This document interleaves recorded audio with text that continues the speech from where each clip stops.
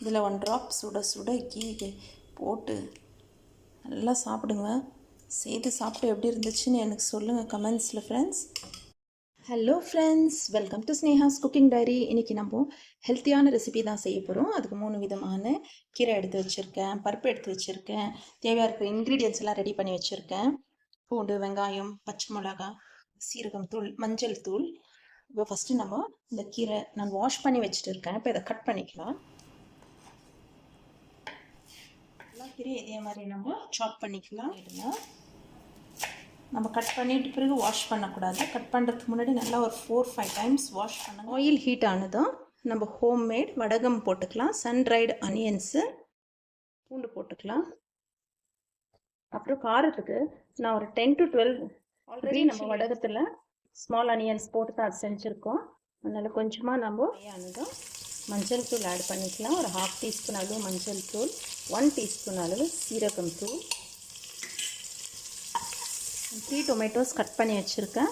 Tomatoes add பண்ணிக்கலாம். புளி add பண்ணிக்கலாம். இந்த அளவு புளி போடலாம். உப்பு போட்டுக்கலாம். நம்ம டொமேட்டோ ஸ்மாஷ் ஆகட்டும். நம்ம கீரை போட்டுக்கலாம். பூண்டு, வெங்காயம், தக்காளி, வடகமெல்லாம் போட்டு காமிச்சிட்டு நம்ம கட் பண்ணி வச்சுருக்கேன் கீரை ஆட் பண்ணிக்கலாம். கீரை போட்டுட்டு அப்படியே விட்டுட்டேன் கொஞ்ச நேரம். பாருங்க, இப்போ நம்ம வாஷ் பண்ணி எடுத்து வச்சுருக்கேன் துவரம் பருப்பு ஆட் பண்ணிக்கலாம். பருப்பு கீரைலாம் வேகட்டும். கீரை பருப்பெல்லாம் முழுகிற அளவுக்கு ஊற்றுனா போதும். ஒரு 1/2 லிட்டர் அளவு வாட்டர் ஊற்றிக்கிங்க. ஓகே ஃப்ரெண்ட்ஸ், நம்ம க்ளோஸ் பண்ணிக்கலாம். ஸ்டீம் வந்ததும் வெயிட் போடலாம். வெயிட் போட்டு ஒரு 10 மினிட்ஸ் விட்டு ஆஃப் பண்ணிக்கலாம். நம்ம பருப்பு கீரை போட்டு வச்சோம். 10 மினிட்ஸ் விட்டேன். நான் 10 to 12 மினிட்ஸ் விட்டேன். கீரை நல்லா வெந்துட்டு இருக்கு, பருப்பும் நல்லா வெந்துட்டு இருக்கு. கடுகு போட்டுக்கலாம். அனியன்ஸ் ஆட் பண்ணிக்கலாம். கறிலி,